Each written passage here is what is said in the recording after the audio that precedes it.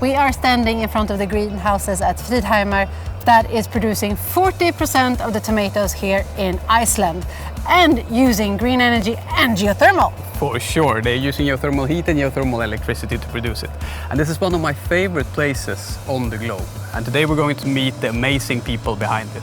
And I think this really is a showcase of how ecological farming and sustainable farming could look in the future. So let's go and check it out.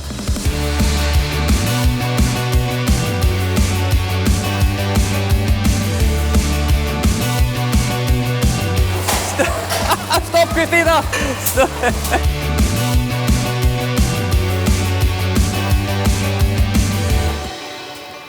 Wow. Yeah, this is an amazing place. Thank you. You Welcome enter it and you Friðheimar. just feel so much. Yeah. What's the first feeling you have when you enter?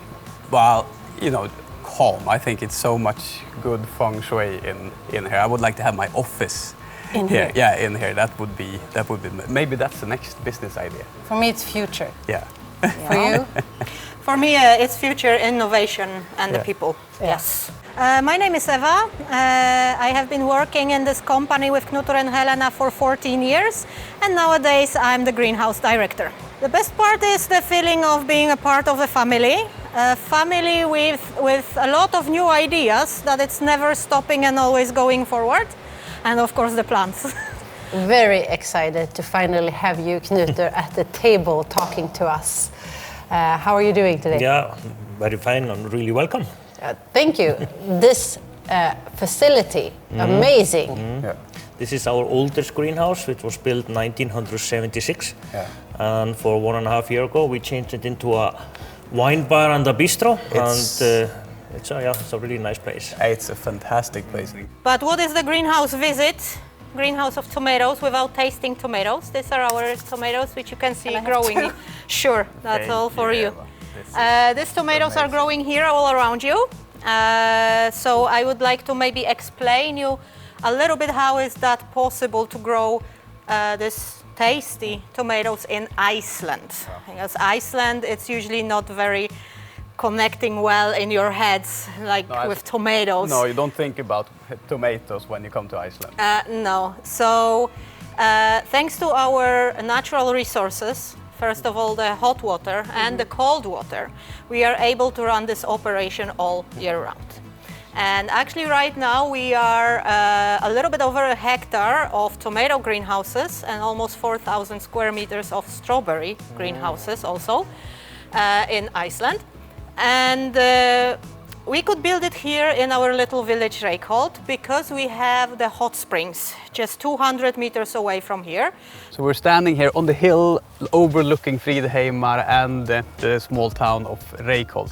And with me I have our technical expert Kristina Mattiasdottir. So Kristina, what were we actually seeing here? Yeah, so what we're actually looking at here behind us is the hot spring and the well that provides the municipality as well as the greenhouse with heat. Yeah. So what temperatures are we looking at in these wells? Yeah, we are looking at they're approximately 130 degrees Celsius. Yeah. And there is a mixing tank there because we cannot, of course, send that water at that heat to the municipality, so they mix it up with the water coming back from the space heating and then distribute it at a proper heat. Is the heat enough to actually build a power plant here as well to produce electricity? Yes. The 130 degrees are actually, yes, very capable of producing. So in the future there would be opportunities to have both the electricity and the heat coming from the same location? Absolutely. Very exciting opportunities that we have here. Very exciting opportunities. Can you please take us through the story? Why are we here? No, it's a long story. Yeah, we have time. We can start when I was 17 years old. I met my wife. We are both from Reykjavik. Young couple. Yeah, we met in a college, and we had a dream as a young couple to move from the city to to the countryside and tried to create our life there. Yeah. She had a lot of interest of greenhouses and growing. And my grandfather was a greenhouse grower, so I had a little bit in my blood. Yeah. And the year after we graduated, then we were 25 years old, we found this beautiful farm, Friðheimar, which is an old greenhouse farm. It was starting 1946. But when we bought the farm 1995, then nobody had lived here for 4 or 5 years, so it was in a very bad shape, but cheap farm for young people to buy. It was about similar price as a tiny small apartment in Reykjavik. Yeah, And then we have been building it up through those years. I mean, 25 and buying this big land with this dream. Weren't you scared, or were you more driven by the dream? I think our parents were more scared than we. Well, now we are entering the greenhouse with plants in the full production. And your job will be now to pick a little bit of the tomatoes for us. Finally. I know you're not used to working, but come on, this is taking too much time. Let's do some hard labor. Gloves are too small for me. Kristina, I think we have salary review next week, right? Salary. Salary review was next week, I think, right? Open and honest, didn't yeah. Is it a competition? It is, It's always a competition. Competition. And then I'm going to ask Eva if I was the best picker or not. I think that she will. Oh wow, this is, I know it's not the beautiful one, but this is the one I love. Look at it. Hey, I'm controlling the speed, don't. No, you have to work fast here, Kristina, if you're going to be offer a job. Oh, look at this one. It's a very small one, But but you're it's supposed to pick, not look at the nice. You have to work on it. It was only 800 square meters of greenhouses, which we could start with, and nothing else. You started with tomatoes as well, or? Yeah, we started with tomatoes, and then we started also growing cucumbers, sweet pepper, and then then we can say almost every second year from there we have been building. So now we have totally 15,000 square meters. Wow. So from 800 to 15,000. Yeah. In how many years? In 30 years. 30 years, yeah. And in the beginning it was just work for Helena because she was the only worker, and I was training horses for the farmers here around. That was my work. And now we have 90 people working for us all year round, so you can see that have changed a lot in 30 years. Yeah. But the big change happened when we decided to open up the farm and invite guests to come here as well. Yeah. Tell me about that story. How did that come about? Because you had greenhouses, you had started to sell, but then where did the idea come from to open up? I mean, we didn't need more work. We had enough of work, and it was not about that. It was more about to try something new, do something different, about some passion. I mean, first idea was to offering like a horse shows. Yeah. I mean, we are located in the Golden Circle, so we are very well located. There are so many people coming here by every year. And we thought it would be very important to offer them to come to meet the Icelandic horse, because the Icelandic horse is a very big part of our saga and history. And it would be really nice to give people possibility to put that puzzle into the big puzzle when they are making the big picture of Iceland. And that was the first idea. And then it came, after the first year, it came many questions from this travel agency company who came with people on the horse show. Is it possible also to come into your greenhouses? And we said, what are you going to see there? It's just our working place. And then we started to think more about it, and we can say the story behind how you can grow tomatoes all year round in Iceland and what is so special about them is a very interesting story as well. For sure. How we are using this green energy and doing it on a very healthy, good way. So we started to take small groups into our packing area just to tell them that story, and then we saw how nice that was. So later on, when we was building our next greenhouse, we put some extra space, which you can call a guest saloon, or which is now a restaurant. And it's one of my favorite restaurants in the world. I've been coming here for the last 8 years. I always want to come to Friðheimar to have the tomato soup is just amazing, and the environment just sitting there just makes me happy. Yeah, it's a beautiful And it was supposed to be our little side business in the beginning. That is the funny part of the story, because the first year, 2008, when we opened up the farm, it was about 900 people who came. Yeah. And The first year? The first year. Did you plan for 900 people, or were you No, like... I was so proud how many people came. Last year it was about 280,000 people who came. That's 280,000. Yeah, so you can see how much different how much different it is today. Yeah. And also I'm so proud as a farmer to see how many people like to come to our farm or see what we are doing there. Yeah. And I think it's so important for farming to show people how, I mean, tomatoes doesn't grow in the supermarket. No. To show people how things are done. Yeah. And that is now a big part of our, we can say, our setup of business. Yeah.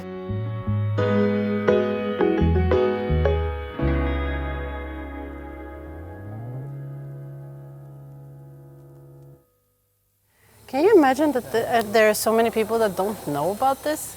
Like how electricity can actually be used in a good way? Yeah, but Harness? did you know it before we started at No, that's true. Iceland? I didn't know. either. Oh, there is one.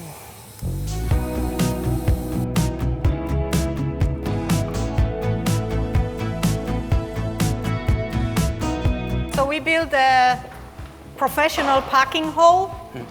It's our pack house. So one side is the line of packing piccolo tomatoes, and the other side of the line is for the regular tomatoes, which we are packing mostly into a 6-pack. And before you got this, you did it by hand, or how Yes, was it? yes. We had people packing 6 tomatoes on each tray by hand. Yeah. Yes. Yeah. And what you can't capture with the camera is the smell. Yeah. The smell of amazing tomatoes. It Exactly. makes you hungry. You can't do it. If we are thinking about piccolo tomatoes, I have a package here. We already sent them. Because we are the only ones which is growing piccolo tomatoes in Iceland, we have this story here on the back of the packaging with Knútur and Helena's faces. So it's even making the line between us as a growers to you as a eater shorter. Yeah. People to people. Exactly. Yeah, that's how you want to have it. Yeah. Exactly.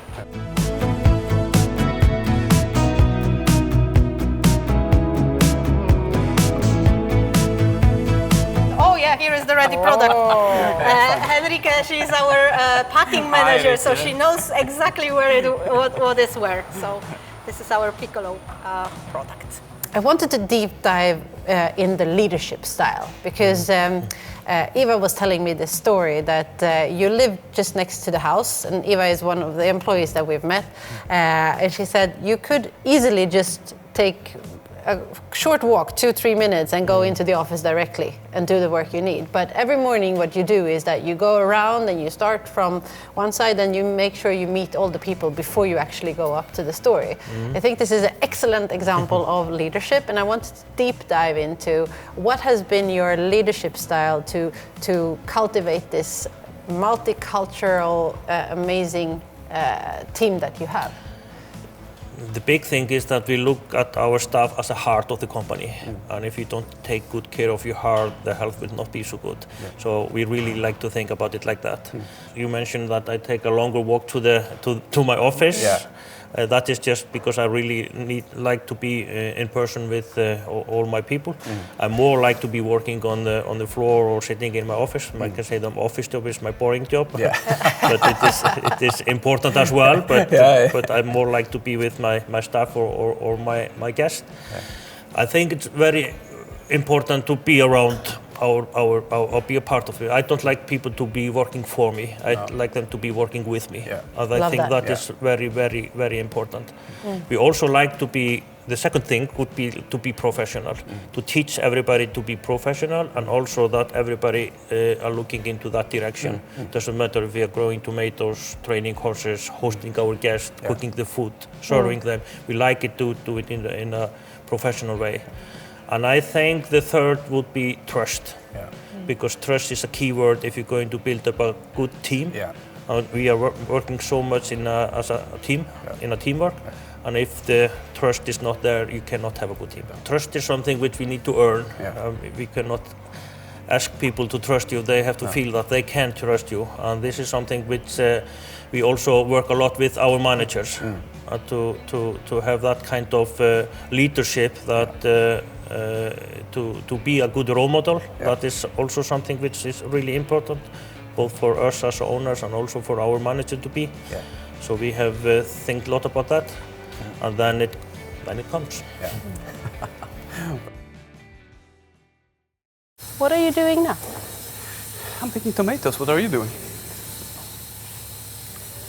He always tries to do things in his way, not following the rules. Okay, so how did it go? I think that She stole all of my tomatoes.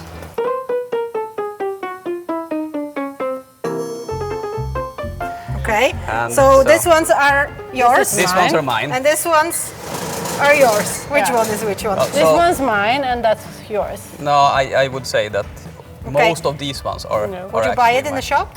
The small one, yeah, I could buy it in the shop maybe. Are you sure? I would not. So you got more. So yeah, A+.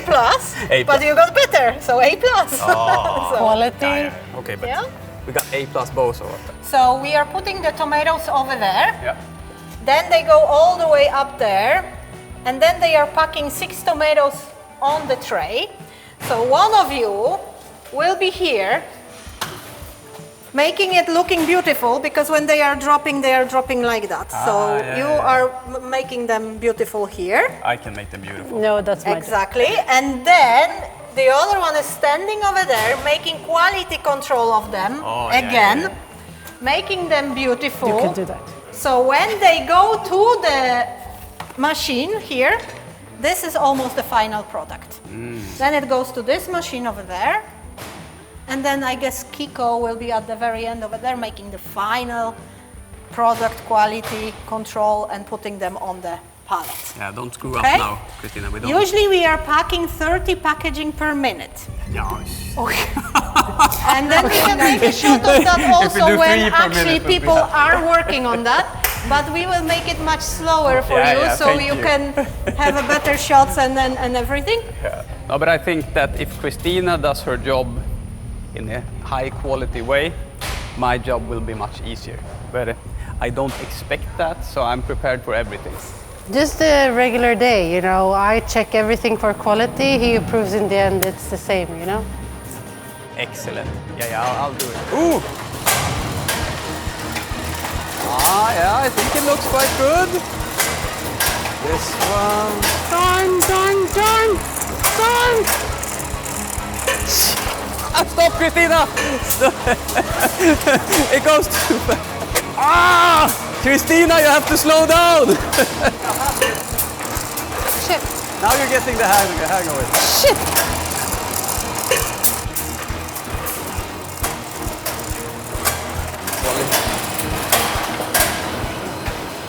Oj. Jesus. That one was good. Yeah. But you know, when they came in the high speed and then when everybody was turned around, it's like I ended up here trying to fix them. Are you gonna do this full speed? Yeah, no. Not at all. Now we have to watch the professionals. Like, that's the way you should have done it.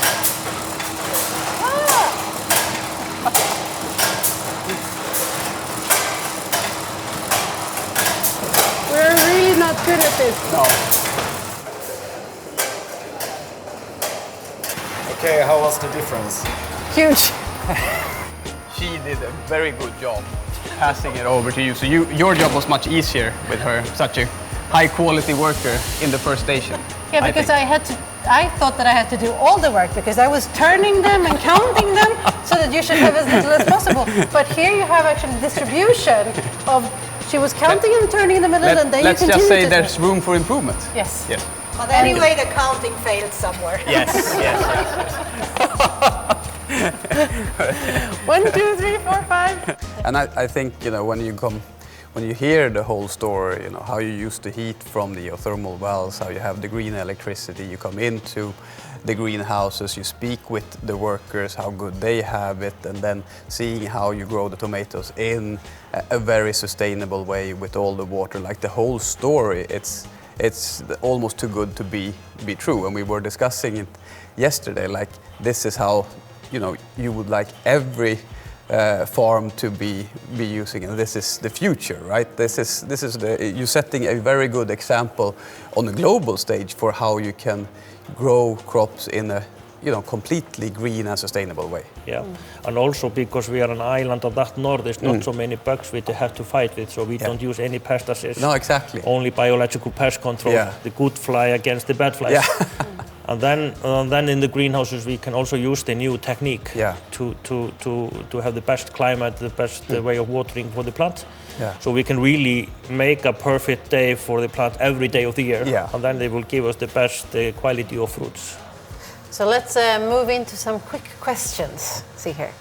How many kilos of tomatoes does Friðheimar produce per year? About 600-700 tons per year. Name a dish you make with tomatoes besides soup. We have like heirloom tomatoes with burrata cheese, olive oil, and Icelandic sea salt. Very nice. Very good. Very good. How hot is the geothermal water used here? When it comes in here in our houses, it's about 90-95 degrees warm. Yeah. How many bumblebees work in the greenhouse? 1,200. 12. What are the weirdest tomato products you sell? Some people think the tomato beer is strange, but it's quite good. It's quite good, yeah. But we are now starting in cooperation with a very beautiful company with tomato salt. Tomato salt? Never heard of that, but I will try. Yeah. How many people visit Friðheimar each year? Last year it was 280,000 approximately people. My favorite question. What's your personal favorite way to eat tomatoes? Straight from the plant. If you pick it straight from the plant, it's the best taste. Last one. Can you grow anything else in the Friðheimar greenhouse? Yes, you can grow everything. When you can control the heat, the watering, the sun, you can control it. You can grow everything. Knut, I could sit and talk to you for hours. It feels like you have an immense knowledge, but also a lot of stories to tell.